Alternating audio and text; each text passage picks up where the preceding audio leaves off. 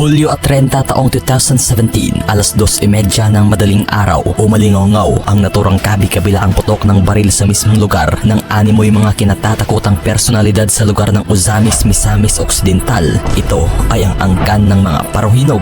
Naging notorious ang angkan na ito sa mismong Ozamis City, kung saan hawak at kontrolado nito ang mismong naging takbo ng politika sa naturang lugar. Naging pugad elemento rin ng samot-saring iligal na aktibidad ang pamilyang ito, kagaya na lamang ng iligal na droga, smuggling, robbery at marami pang iba, kung saan isa nga ito sa namuno at protektor ng nooy notorious syndicate group na Kuratong Baliling. Sa loob ng ilang dekada, naging untouchable kumbaga ang angkan ng Parohinog, na kahit mismong mga nasa taas posisyon ng naturang gobyerno ay di sila kayang banggain. Ngunit sa pagpasok ng mismong Duterte administration, tila unti-unting lumiit ang mundong ginagalawan ng mga ito, na siyang humanto nga sa pagkabura ng halos buong angkan ng Parohinog sa Ozamis. Ngunit ang tanong, paano nga ba pinanghahawakan ng angkan ng mga Parohinog sa Ozamis ang naturang mga iligal na aktibidad sa loob ng halos 3 dekada, at paano rin nga ba ito binura at tinapos ng administrasyong Duterte sa loob ng kanyang mismong kampanyang War on Drugs?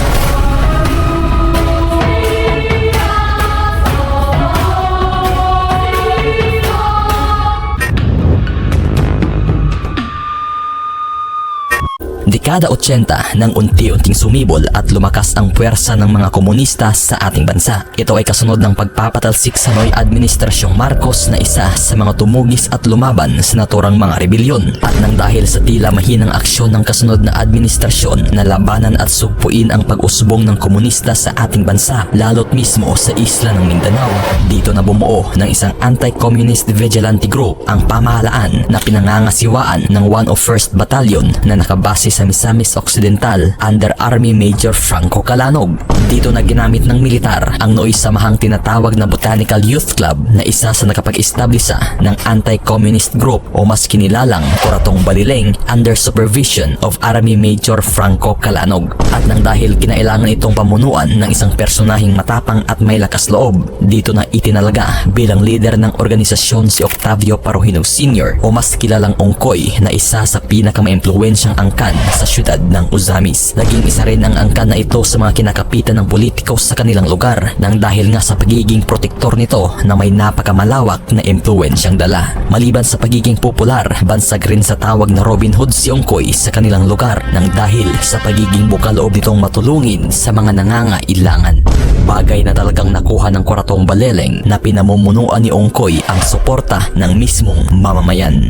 Naging matagumpay at mabisa naman ang ginampan ng tungkulin ng Kuratong Baliling, kung saan layunin nitong puksain ang pausbong na communist guerrillas sa lugar ng Misamis Occidental, Zamboanga del Norte at Zamboanga del Sur. Bagay na siyang nakuha kaagad nila ang mismong suporta ng pamahalaan, kung saan inarmasan sila ng mga high-powered weapons ng mismong militar, kagaya na lamang ng mga M203 grenade launcher at mga M16 rifles.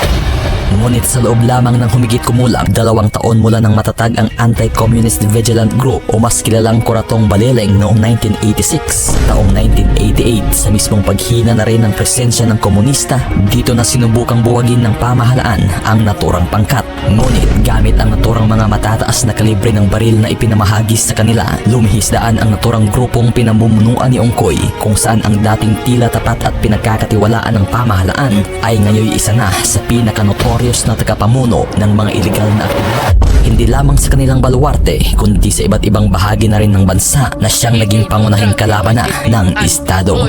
Bagay na unti-unti nang mas dumami pa ang naging kasapi ng Kuratong Baliling na siyang pahirapan ng kontrolin ng militar. Naging marahas na rin ang aksyon ng naturang grupo, kung saan nasasangkot na ang mga ito sa naturang drug trafficking, armed robbery, illegal gambling, murder, extortion at marami pang illegal na aktibidades. Naging talamak man ang lantarang illegal na gawain ni Octavio Parohinog alias Ongkoy kasama ang notorious syndicate group na Kuratong Baliling, tsak na tila wala sa bokabularyo nito ang salitang takot kahit pat naging wanted na sa mga otoridad. Ngunit isang araw taong 1990, tila napirmahan na sa lapid ang huling hininga ni Ongkoy nang ito'y matsyempohan ng 5 tauhan ng Philippine Constabulary sa isang sabungan sa Ozamis City. Ngunit nang ihain na sana ang naturang arresto warrant ukol sa kasong illegal possession of explosives, dito na nanlaban si Ongkoy kung saan tila wala itong balak na sumukong buhay. Kaagad na nakipagpalitan ito ng bala sa mga otoridad na siyang humantunga sa kanyang pagkatodas. Bagamat nabura na ang kinilalang leader ng Kuratong Baliling, hindi ito naging hadlang upang humina ang naturang grupo. Sa halip ay mas lalo ba lamang itong lumawak at mas dumami ang koneksyon sa iba't iba pang mga notorious syndicate group. Naging marahas rin ang naging higanti ng mga ito sa pagkamatay ni Ongkoy. Paunti-unti nilang kinitilan ng buhay ang bawat otoridad na nasangkot sa pagpaslang sa kanilang mismong leader. Ngunit ang Noy isang grupo lamang ng Kuratong Baliling ay ngayoy naging 3 pangkat na, kung saan ay pasa ito at pinamumunuan ng mismong mga anak ni Ongkoy na sina Renato Paruhinog alias Nato, Reynaldo Paruhinog alias Aldong at Carlito Calasan alias Dodo Miklo na kinilalang pamangkin ni Ongkoy Paruhinog.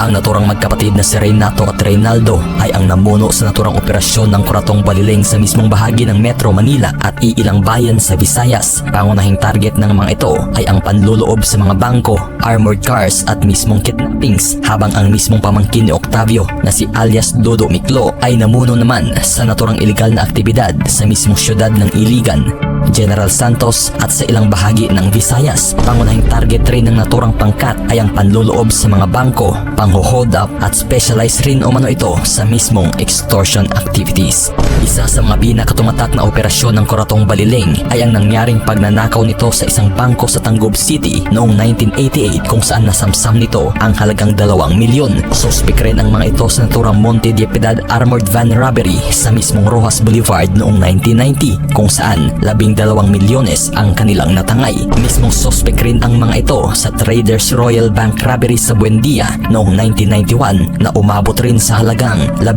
milyones ang nasasabing pera na kanilang natangay.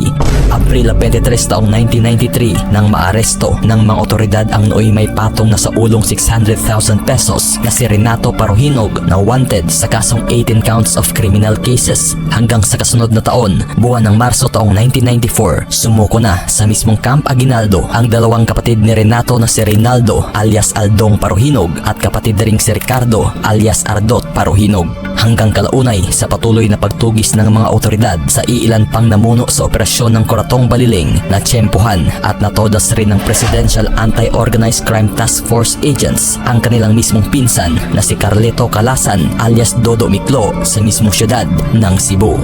Ngunit sa paglipas lamang ng 2 taong pagkabilanggo, na ibasura ang mga kasong inihain laban sa magkapatid nang dahil umano sa kawalan ng ebidensya, at nang tila malayang-malaya na ang magkapatid na ito, dito na nila pinasok ang mundo ng politika, kung saan tumakbo at nanalo bilang barangay captain si Reynaldo Paruhinog alias Aldong. At sa naturang 1998 congressional election, tumakbo naman ang kapatid nitong si Renato Paruhinog, ngunit natalo ito. Ngunit ng mga panahong iyon, ayon sa mga nakalap na impormasyon ng Intelligence Service of Armed Forces of the Philippines, sadyang nilihis at iniba na naman ng pamilyang Paruhinog ang kanilang iligal na gawain sa pagkakataong ito. Sangkot na naman sila sa naturang smuggling ng daang-daang libo ng bigas, asukal, sigarilyo at mismong mga iligal na droga na pinapalusot umano sa mismong port ng Ozamis at Cebu.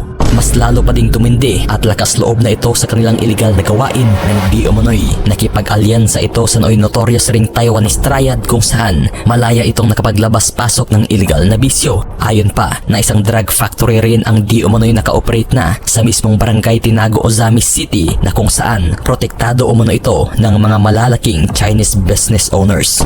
Hanggang taong 2001, ang naturang magkapatid na Aldong at Nato ay matagumpay nang nakakuha ng pwesto sa gobyerno. Si Aldong nananalo bilang mayor ng Ozamis City at si Renato naman nananalo bilang provincial board member ng Misamis Occidental. Ngunit taong 2002, buwan ng Pebrero pitsa 15, bulagta ang inabot ng tambangan si Renato Paruhinog habang naglalakad sa Calao Street, Ermita District, Manila. At sa paglipas ng ilang taon, naging matagumpay naman ang naging political career ni Reynaldo Paruhinog kung saan mismong mga kaanak at anak nito ay nakakuha na ng posisyon sa mismong city at provincial government. Bagamat tad man ng aligasyon ang pamilyang ito ukol sa korupsyon at mga aktibidad sa iligal na bisyo, tila walang tinag ito kung saan nanalo pa bilang vice mayor ang mismong anak ni Aldong na si Nova Princess Paruhinog. Hanggang taong 2016 sa mismong pagpasok ng Duterte administration, tila nakahanap na ng katapat ang pamilyang ito kung saan agad na napasama ang mag-amang Paruhinog sa naturang narcolist politician ni Pangulong Duterte. Reynaldo Paruhinog alias Andong, the mayor of Osamis City. Nova Princess Paruhinog Chavez used to be the wife of, I think, Kulangko. Dito na rin kaagad pinasinungalingan ni Aldong ang umano'y aligasyon ni Duterte ukol sa koneksyon niya sa isang high-profile inmate sa Bilibid na si Herbert Ampong Kulango, at nang dahil sa tila panay na pagtanggi ng mismong pamilya at kawalang kooperasyon din sa pamahalaan na sumuko, Hulyo at 30 taong 2017 sa oras na alas 2:30 ng madaling araw sa pamumuno ni Police Lieutenant Colonel Jovi Espinido kasama ang iilang miyembro ng CIDG Region 10, Misamis Occidental Police Provincial Office at mga kapulisan ng Osamis City Police Station. Nagtungo ito sa naturang mga Paruhinog residents ng Barangay Baybay San Roque at Baybay Santa Cruz. Bit-bit ng mga otoridad ang matataas na kalibre ng baril at mismong mga arrest warrant laban sa mag-amang Paruhinog at ng iilang miyembro ng kanilang pamilya na di umano'y may hinahawakan itong iligal na armas. Ngunit ayon sa naging pahayag ng mismong head ng Misamis Occidental Police Provincial Office na bago pa man umano nila na ihain ang naturang arrest warrant, talagang sinalubong na umano sila ng mga bala galing sa mismong tauhan ng mag-amang Paruhinog. Bagay na dito na nangyari ang palitan ng putok. Tumagal ng humigit 2 oras ang naging palitan ng bala ng magkabilaang panig bago pa man tuluyang makontrola ng otoridad ang naturang sitwasyon. At nang pasukin na nila ang mismong bahay na kinaroroonan ni Reynaldo Paruhinog, tumambad na lamang ang katawan nito kung saan todas na ang mismong alkalde. Kasama sa nasawi ang mismong asawa ni Aldong, kapatid nitong si Octavio Paruhinog Jr. na board member ng kanilang lalawigan, at mismong kapatid nilang babae na si Mona Paruhinog at ilan pang mga tauhan ng naturang pamilya. Dito na rin na-recover ang mga nakaimbak na matataas na kalibre ng baril. Nakuha rin ang mga grenade bags, illegal na gamot at mismong cash na nasa milyones ang bilang.